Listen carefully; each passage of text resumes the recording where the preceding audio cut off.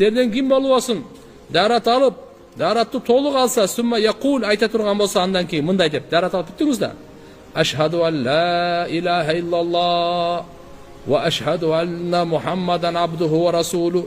Кейбір жерінде мындай да келеді. Ашхаду ан ла илаха иллаллах вахтаху ла шарика ла ва ашхаду анна Мухаммадан абдуху ва расулу. Толығымен айтып қойыңыз. Дарат алғанда ұмытпаңыз ушуну. Шуны айтып қойыңыз. Не ола деген? Ал үчүн бейиштин 8 эшиги ачылат. Кайсынысына каласа кире берсин деген пайгамбарыбыз. Бул хадис Муслим шарифтин риваятында. Сахих хадистин риваятында. Демек дарат алып бүткөндөн кийин туган не деп коюшубуз керек экен? Ашхаду ан ла илаха иллаллах вахтаху ла шарика ла ва ашхаду анна Мухаммадан абдуху ва расул. Кейбір риваятта асманды карап койсун.